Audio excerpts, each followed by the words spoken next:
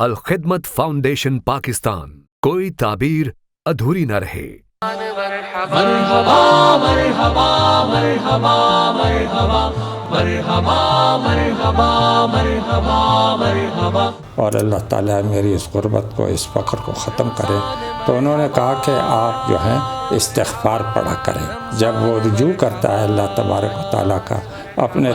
گناہوں کی معافی مانگتا ہے، جو ہے سرسبز و شاداب ہوں گے، تمہارے فصلیں آئے گی اور تمہارے نہریں قحط سالی ختم ہوگی، بارشیں ہوگی۔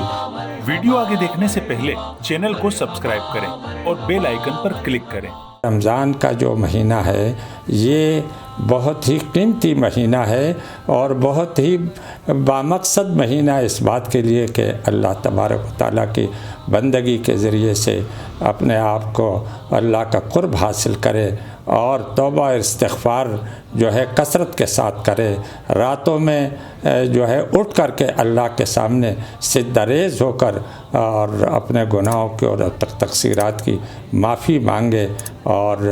اسی طریقے سے جب وہ رجوع کرتا ہے اللہ تبارک و تعالیٰ کا، اپنے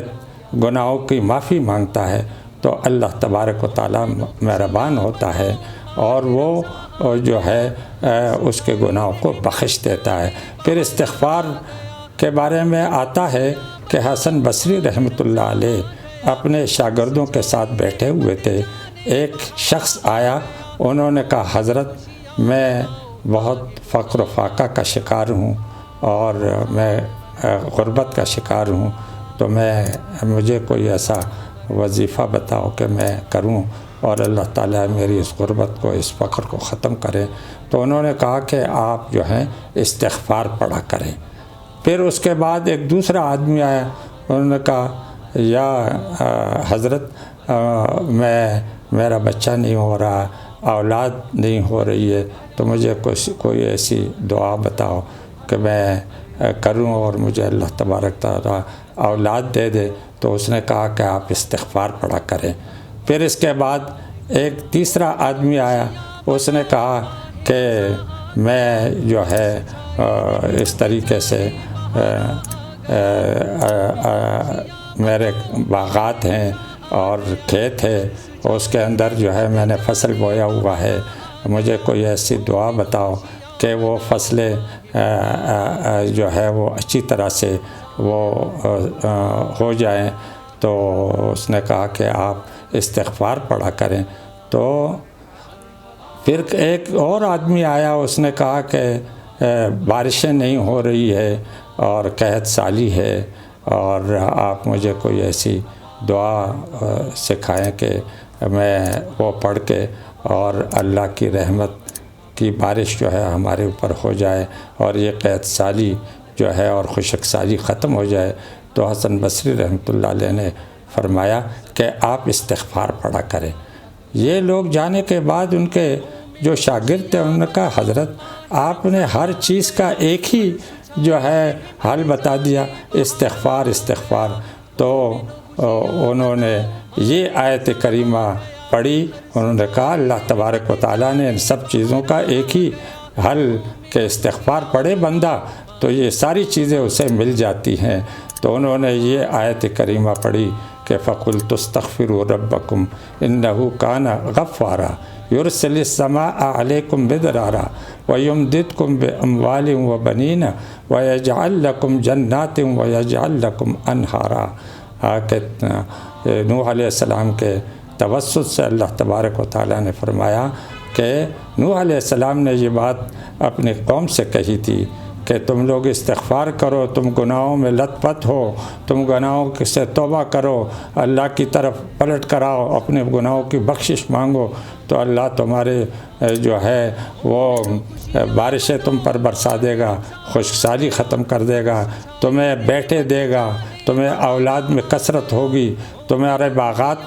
جو ہے سرسبز و شاداب ہوں گے، تمہارے فصلیں آئے گی اور تمہارے نہریں قحط سالی ختم ہوگی، بارشیں ہوگی۔ تو یہ اللہ تبارک و تعالیٰ نے تو توبہ و استغفار کی جو برکت اور اہمیت اور فضیلت ہے وہ تو قرآن اور حدیث سے وہ جو ہے وہ ظاہر ہے، اور میں سمجھتا ہوں کہ ایک بندہ خلوص دل کے ساتھ آگے بڑھ کر اللہ کے حضور اس کے دربار میں اپنی بے بسی کا مظاہرہ کرے، عز و انکسار کے ساتھ اللہ کے سامنے توبہ استغفار کرے، تو اللہ تبارک و تعالیٰ بڑا مہربان ہے، وہ کبھی اپنے بندوں کو مایوس نہیں کرتا ہے، وہ اس کے توبہ کو اور استغفار کو قبول کر لیتا ہے۔ اسی طرح آپ دیکھیں حضور اکرم صلی اللہ علیہ وسلم پر جب پہلی وحی آئی اور وہ پہلی وحی جبرائیل امین آئی اور اس سے وہ گھبرا اٹھے تھے، اور وہ پہلے ہی تجربہ تھا ان کا، اور وہ ایسا روب ان پر اس وحی کا جس میں کہ یہ اقرأ بسم ربک الذی خلق، یہ آیات جو ہیں وہ نازل ہو گئی تھی، تو وہ بڑے پریشانی کی حالت میں وہ سمجھ رہے تھے کہ میں کیا ہو گیا ہے، میرے ساتھ ہوا کیا، اور وہ اتنے پریشان ہو گئے تھے کہ پورا بدن لرز رہا تھا۔ گھر میں جو آیا تو اپنے اہلیہ سے حضرت خدیجہ رضی اللہ تعالیٰ سے فرمایا، خدیجہ زملونی زملونی، مجھے جو ہے کمبل اڑا دو، اور وہ کپ کپی ان پر آئی ہوئی تھی، گھبرا گئے تھے۔ انہوں نے کیا ہوا، انہوں نے پورا واقعہ بتایا کہ اس طرح کوئی آیا تھا، اور وہ جناب اس کی یہ صورت تھی، اور انہوں نے مجھے اپنے سینے سے لگایا اور بینچا، اتنا جو ہے اس نے دبایا کہ میرے ہڈیاں ایک ساتھ مل گئی تھی سینے کی اور پیٹھ کی، اور میں گھبرا، اور پھر انہوں نے مجھے یہ جو ہے باتیں بتائیں، اقرأ بسم ربک الذی، یہ آیتیں مجھے کہ آپ پڑھے اللہ کے نام سے، یہ آیتیں جو ہے وہ میرے اوپر جو ہے وہ اس نے کہا، میں تو حیران ہوں کہ یہ ہوا میرے ساتھ کیا ہے۔ تو حضرت خدیجہ رضی اللہ تعالیٰ نے جو تسلی انہیں دی اور جو انہیں بتایا تو وہ یہی تھا کہ آپ نے لوگوں کے ساتھ جو ہے اتنا رحم دلی کا مظاہرہ کیا ہے، آپ نے یتیموں کو کھلایا ہے، آپ نے لوگوں کے بوجھ جو ہیں وہ شیئر کیا ہے، آپ نے جو ہے بھوکے کو کھانا کھلایا ہے، آپ نے صلہ رحمی کیا ہے، یہ سارے اوصاف جو حضور اکرم صلی اللہ علیہ وسلم کے تھے وہ ان کے سامنے، تو اللہ تعالیٰ کبھی بھی آپ کو رنجیدہ نہیں کرے گا، آپ کو مایوس نہیں کرے گا، آپ پریشان نہ ہو جائیے، آپ اچھے اچھے یہ کام کر رہے ہیں، تو اللہ تبارک و تعالیٰ جو ہے آپ نے کبھی مایوس نہیں کرے گا، کبھی آپ کو غمزدہ نہیں کرے گا۔ حضور اکرم صلی اللہ علیہ وسلم لوگوں کی امانتیں رکھتے تھے، لوگوں کی خدمت میں کام آتے تھے، کسی کی ضرورت ہوتی تو اس کو پورا کر دیتے تھے، اور یہ تو نبوت سے پہلے حضور صلی اللہ علیہ وسلم کے عادات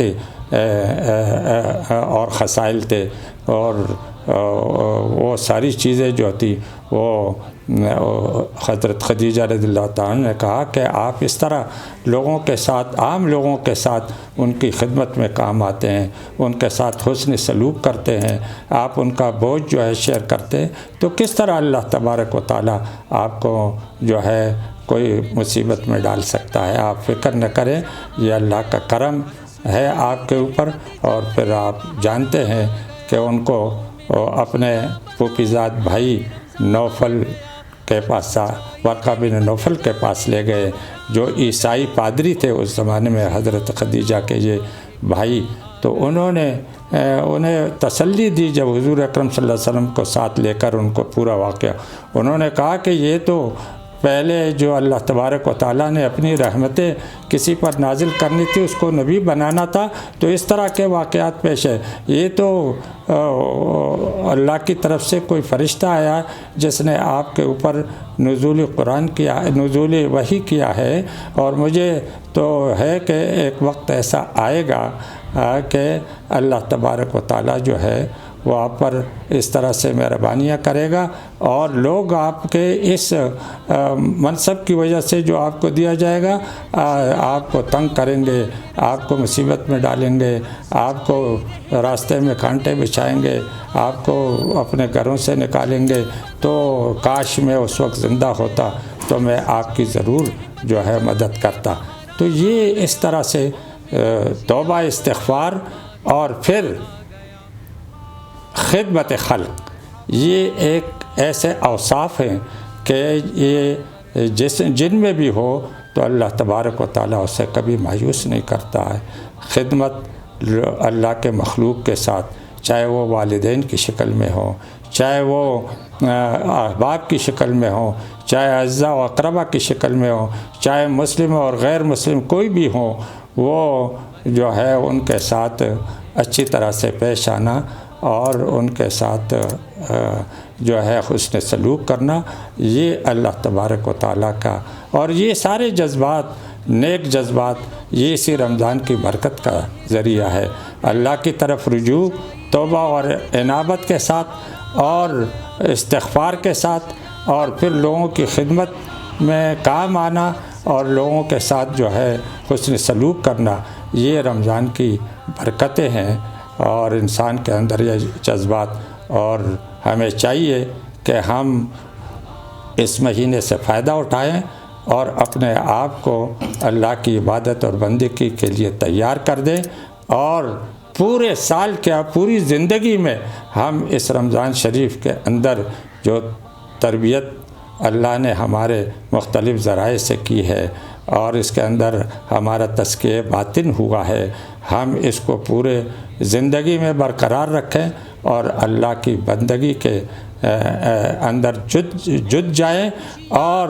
ہم اللہ کا ایک نیک بندہ اپنے آپ کو ثابت کریں، اور جو مشن انسان کے حیثیت سے اللہ تبارک و تعالیٰ نے ہمارے سپرد کیا ہے، اور یہ روزہ اور یہ رمضان یہ اس کی تیاری کا مہینہ ہے، ہم اس کے لیے اپنے آپ کو تیار کر دیں اور اپنے زندگی کو بامقصد بنانے کے لیے اور اللہ کے دین کو قائم کرنے کے لیے ہم اللہ کی تائید و نصرت کے ساتھ آگے بڑھے۔ وآخر دعوانا ان الحمد للہ رب العالمین۔